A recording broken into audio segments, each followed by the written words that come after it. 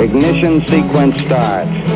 6, 5, 4, 3, 2, 1, 0. Liftoff. We have a liftoff.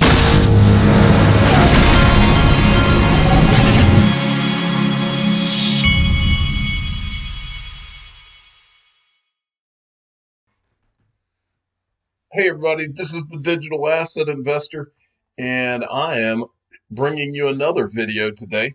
I wanted to start with a couple of news items that I was sent. I'm telling you what, you can really, if you really look, you can kind of see some of the things that we've been talking about for a while. You can see a lot of this happening right before your eyes. The first thing, we talked about how Ripple got their I can't remember which series it was, their round of funding, and Brad Garlinghouse said that they were going to, they would not be the first or the last to go public. And at the time, I think we talked about the two other main companies besides Ripple that I could see going public after getting around their next round of funding would be Circle and Coinbase. So Michelle Vandenberg sent me this. This is, I guess Backed is the other one. So Backed completes $300 million Series B financing. Investors include Intercontinental Exchange, Microsoft's M12, PayU, Boston Consulting Group, Goldfinch Partners, CMT Digital, and Pantera Capital. And then we've got this from the crypto utility guy. Now this is interesting right here. U.S. Treasury Secretary Steve Mnuchin appoints Coinbase Chief Legal Officer to oversee the banking system. U.S. Treasury Secretary, long-term cryptocurrency and Bitcoin skeptic, has named Brian Brooks as one of the country's top banking regulators. Brooks will serve as the next Chief Operating Officer and first Deputy Comptroller of the Office of the Comptroller of the Currency, after stepping down from his role as the Chief Legal Officer at Coinbase, the largest cryptocurrency exchange in the United States. So you're telling me that this guy is going to be the Comptroller of the Currency, and he has just left a cryptocurrency firm. Does my 7-year-old need to draw you a picture, folks?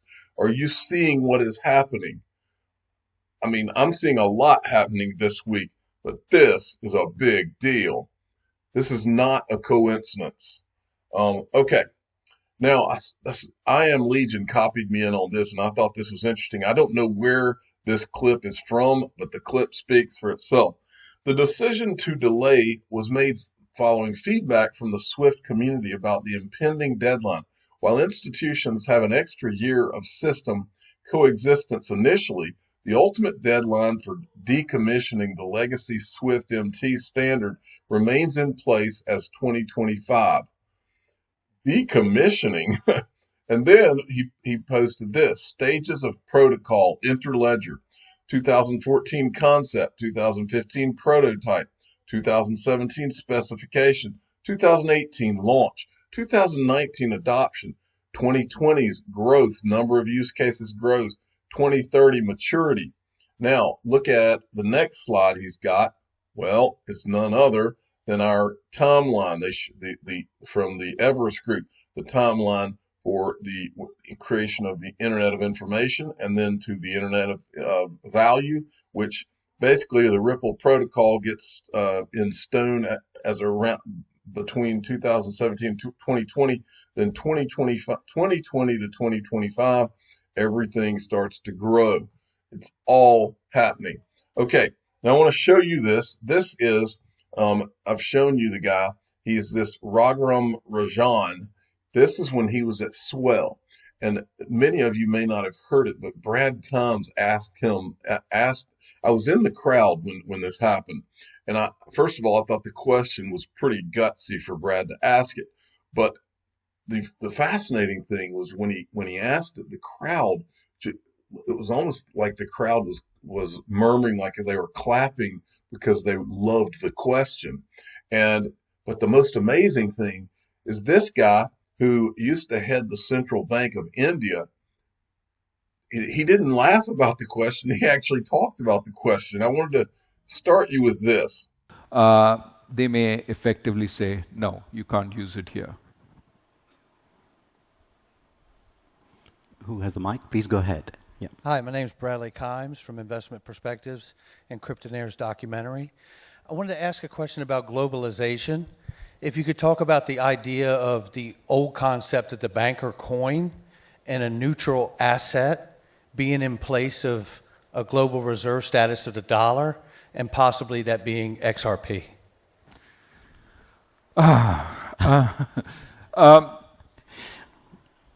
What you're asking for is whether there's a possibility of a global currency, and to some extent that's what Libra was trying to do.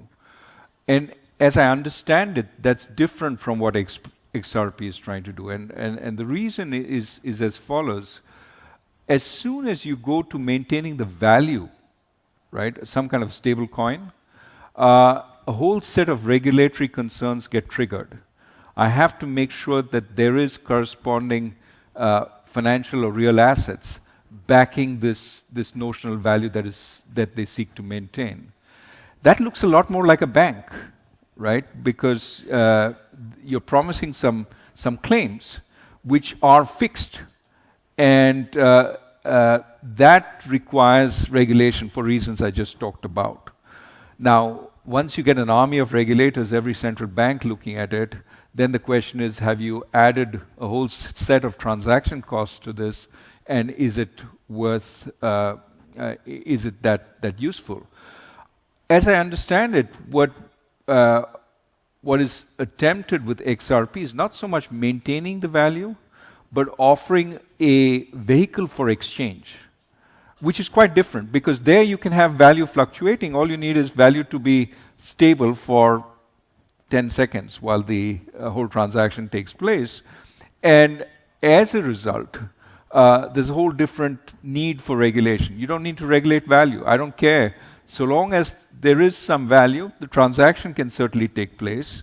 And as a regulator, I'm not so worried about either this displacing my fiat currency, because you're moving from one fiat currency to another. It's just an interim value. And it's a means of exchange. But it's neither a store of value nor a unit account, etc., etc. Thank you very much. I thought that was a fascinating answer for the guy, but there was no laughing anybody out of the room. And it took me until this year really to not think of this concept, even though I heard Ripple saying it.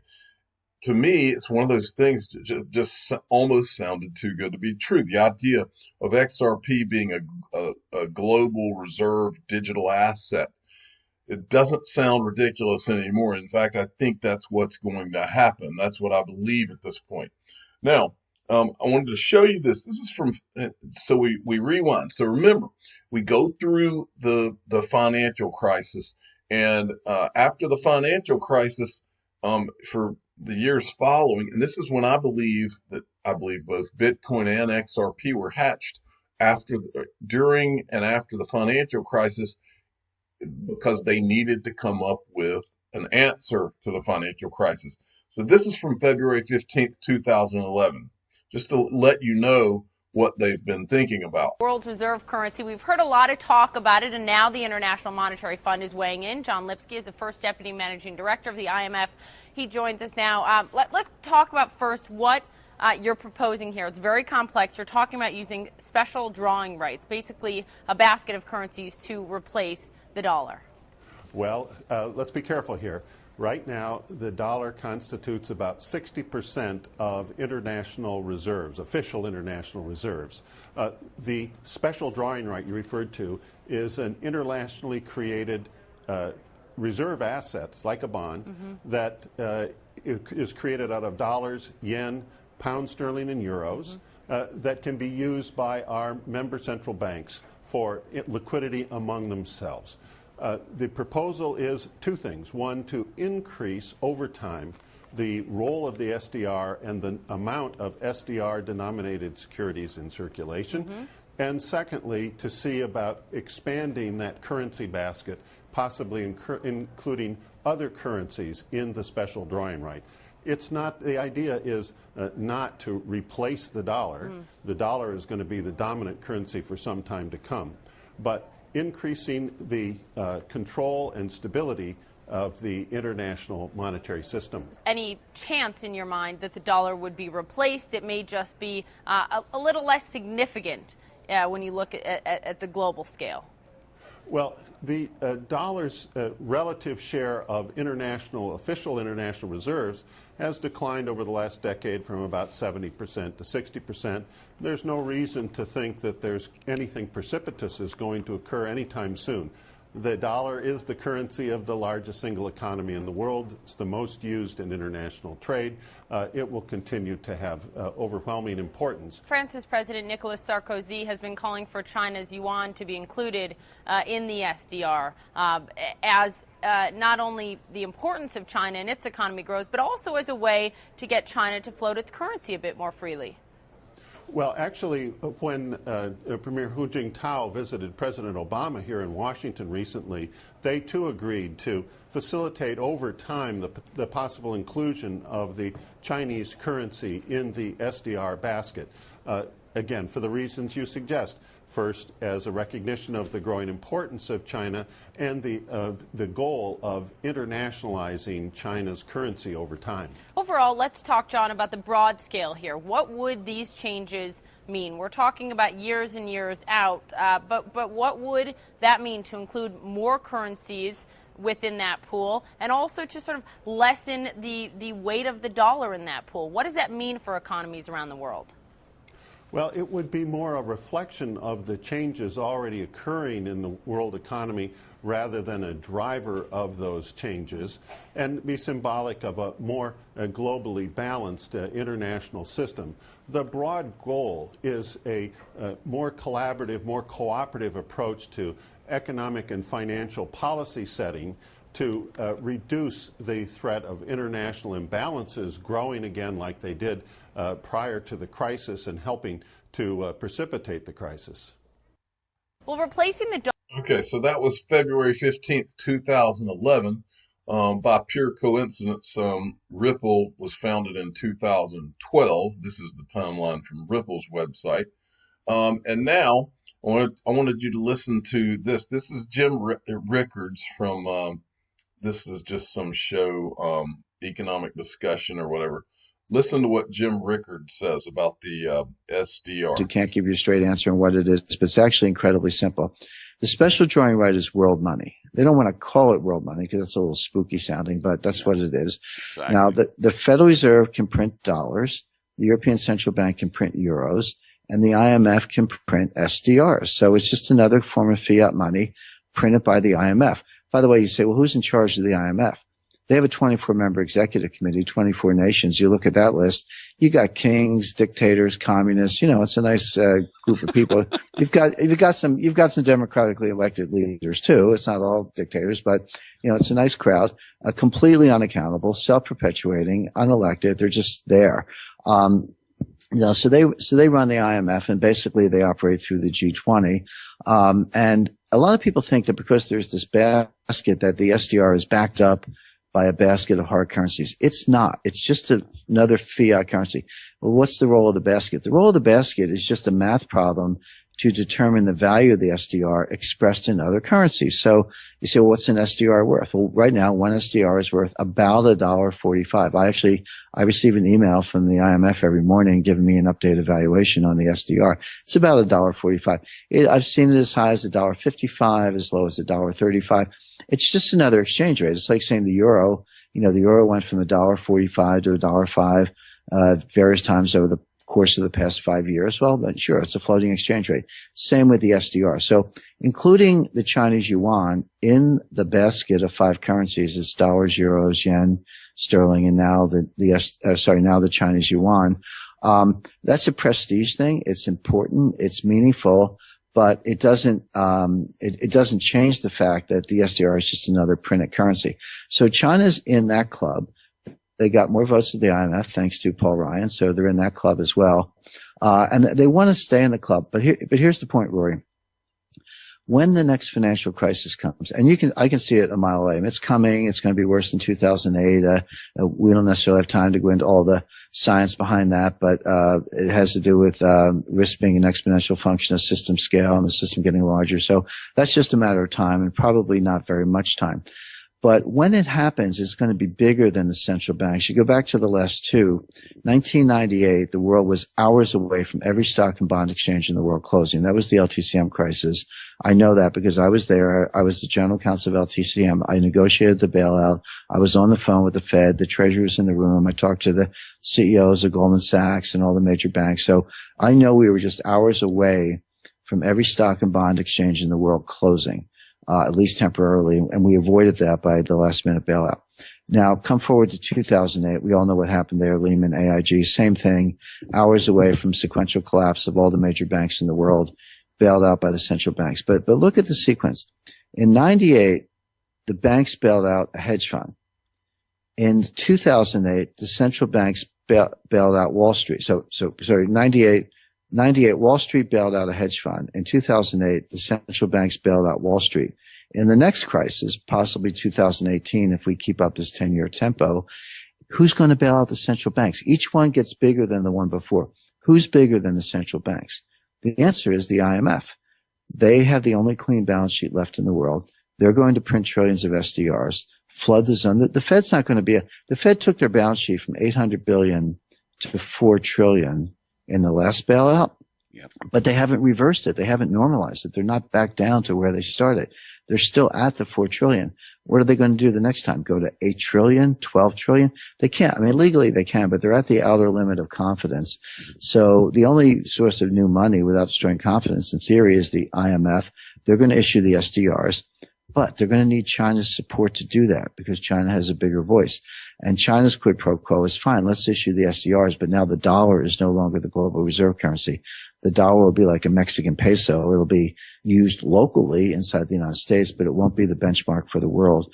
It'll be the SDR. So China, the Chinese yuan is not ready to be a global reserve currency, but the Chinese and the Russians don't like the dollar as the global reserve currency because it gives the U.S. too much power. So the solution is use the SDR as the global reserve currency. And by the way, when you sit down at that poker game to cut that deal, your chips in the poker game are going to be the amount of gold you have. So that's why China's getting gold, Russia's getting gold, our friends in Kazakhstan are getting gold. Gold. Okay. Now, so I was looking around on Twitter. I think I just typed in IMF SDR and this pops up from this guy. It says ex-head of IMF SDR division expects it to be used as digital cash by millions. Rickards suggests use of blockchain. See, Jim Rickards, he's in all of his videos, all he ever talks about is gold. But here is the first place, and this is from 2016, January. He acknowledges right here, could IMF use blockchain, digital SDRs, give to banks and replace the US dollar? Yeah, that works. So he acknowledges this here. Now, if you click on this link, it takes you to this, which I'll show you in a second. But first, I want to show you who wrote it. Well, this guy apparently that did the tweet is the one that asked a question of this guy, who is this guy, Warren Coates. Warren Coates from this part right here. Coates was an assistant professor of economics at University of Virginia from 70 to 75, an assistant chairman of the economics department in 1975. He joined the IMF at the beginning of 1976 and became chief of the special drawing rights division in the finance department in 1983. He's the author of 2 books and editor or co-editor of 3 books on money and banking topics, more than 24 articles on SDR and other monetary topics. So that Twitter thing led me to this. This is from January 2016. Dr. Warren Coates, former IMF, explains his he's basically calling a digital an SDR, he calls it real SDR. Recently, Bretton Woods Committee held a webinar open to the public on the topic of renminbi and SDR used by the IMF. I was fortunate to be able to watch the webinar. the webinar and even pose a question to Dr. Coates. Here's the question he asked Dr. Coates. Is a digital global reserve currency feasible in the future? A digital bancor, if you will. During the webinar, I only posed the question by text message. Dr. Coates interpreted the question to be in regards to something like Bitcoin. In my email with Dr. Coates, I explained that I was thinking about something like his real SDR currency that could be used by everyone around the world, perhaps even on a mobile device. All right, so here's the doctor's first response. Thanks for clarifying your question, which I had not correctly understood at all. Yes, the whole world could be using real SDRs. The following paper provides more operational details, but in brief, several approaches are possible. All central banks now have SDR accounts and could fund them to any level they want via currency board rules by them. In addition, about a dozen other international entities can hold SDR, or other holders such as the BIS, World Bank. Such accounts could be opened by the several hundred banks operating internationally, who in turn could offer SDR accounts for their customers all the way down to my grandmother in exactly the way banks now offer foreign currency accounts. Or these and other banks could open such accounts with their central banks, adding an extra tier to the arrangement. The whole world could dollarize with SDRs or could issue their own currencies fixed to the SDR as the currency board central banks now do. Existing clearing and settlement networks could be used, which are of course totally digital, but new payment technologies are coming on stream and or being developed that will probably greatly simplify them. The key thing is that whatever SDR liabilities banks offer must be credibly linked and convertible into the high-powered SDRs issued by the IMF, either with 100% reserve or fractional reserve banking. One highly successful mobile phone payment system in Kenya, And then he says he gets a second email from the doctor. I would be happy for you to add my email comments, but one clarification. The problem with allocated SDRs, the current method for creating them, is not that it keeps them inside the IMF. I've written elsewhere on what I call private SDRs, which already exist, but not many. The problem is that the amounts allocated would only accidentally match the demand. Thus, their use is constrained and limited by administrative rules. This does not apply to any created by banks, so-called private SDRs. My proposal to replace allocated SDRs with SDRs issued under currency board rules doesn't move them outside the IMF. It frees them from the need of any administrative restrictions on their use, thus making them fully like any other currency, thus more attractive and useful as a reserve currency. Best wishes, Warren. So I decided he linked to this report that he wrote. Okay, this is Warren Coates implementing a real SDR currency board. And I just wanted to show you one section of it right here. The replacement of the US dollar with the real SDR in international reserves could be accomplished quickly and easily if the IMF's members desired it. Without such political support, it would be impossible. While this would constitute a significant reform, the international monetary system would still suffer from multiple volatile and politically sensitive exchange rates. With the establishment of the real SDR as the global transaction and reserve currency, and its use to price globally traded commodities and denominate private internationally traded and held financial instruments, its adoption as the anchor for national currencies, and hence the establishment of a single or dominant global currency would follow naturally, thus removing the costly impediment to global trade of uncertain and volatile exchange rates among national currencies. The proposed system would have much in common with Keynes' international clearing mechanism for Bancor, see the annex, but without any monetary policy discretion, as its supply would be determined solely by market demand at the fixed value of its real goods valuation basket.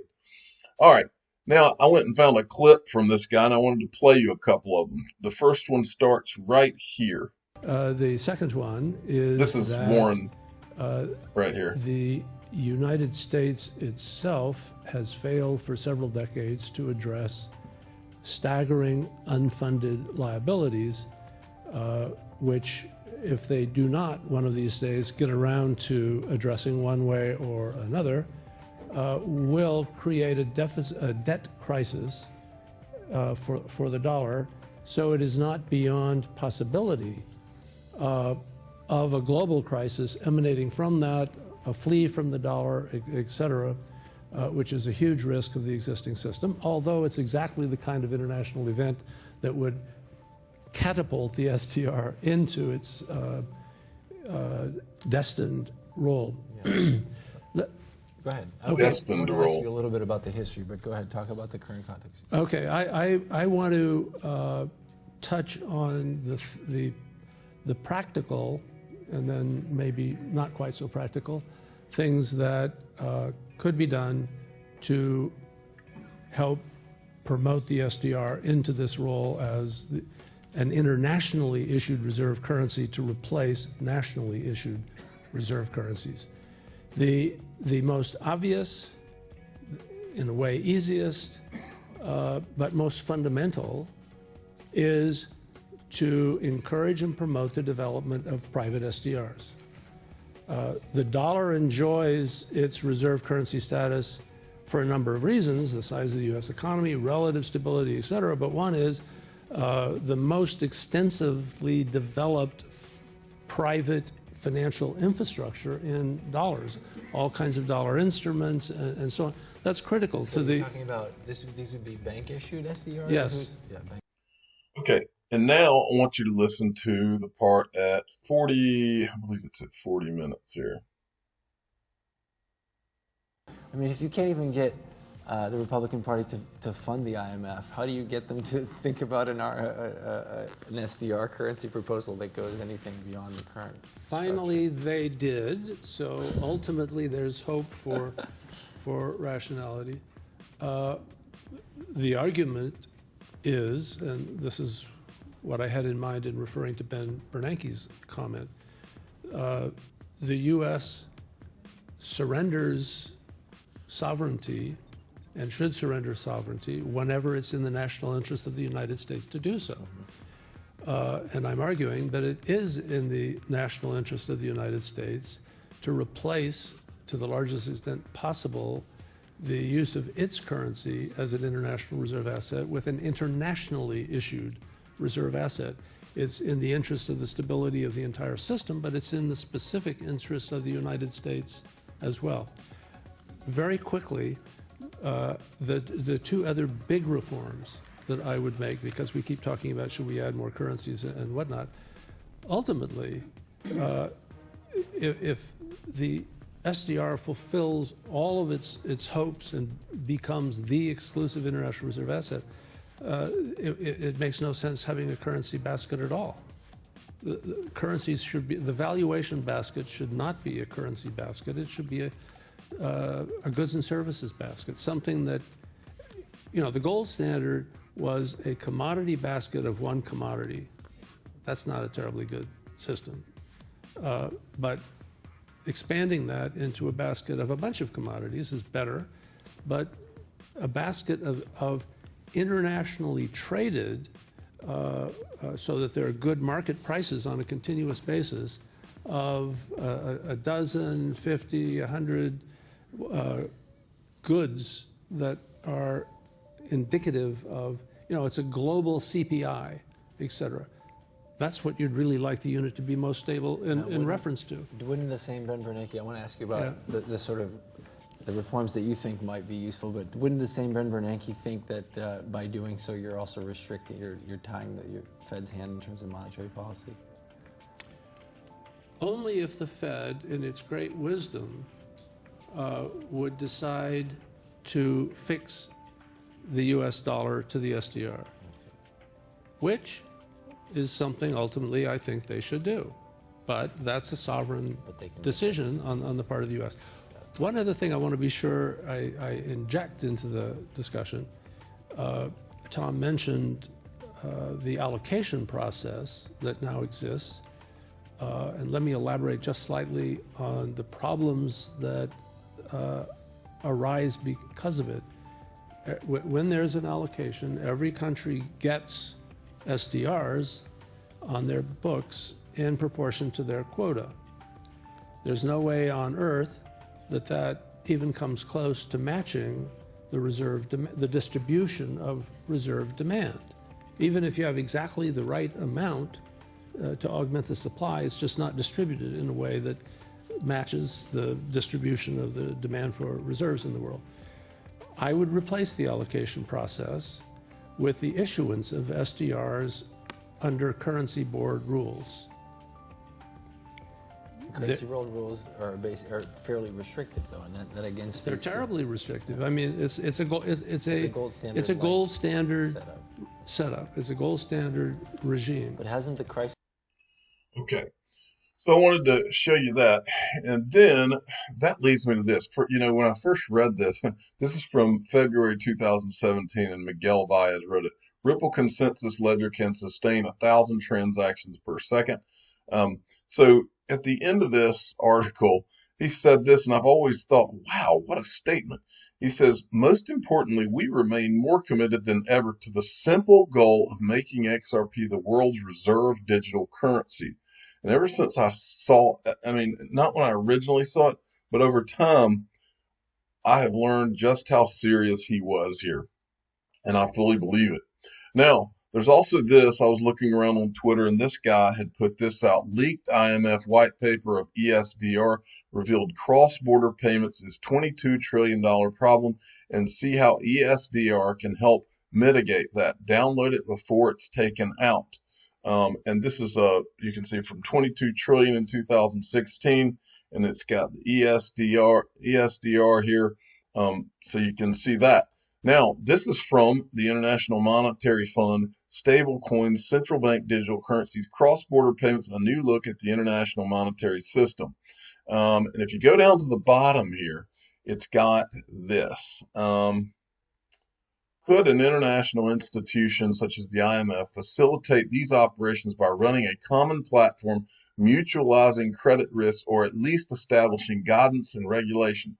Or could new e-money be created with one-to-one backing by a basket of fiat currencies to settle transactions between central banks? Some have called this the ESDR or DSDR. And then, so this is the important part. To settle transactions between central banks, kind of like the World Economic Forum had put out to hand all their central banks, that the crypto assets designed for interbank or intrabank payments and settlements, Ripple, XRP, and JPM coin.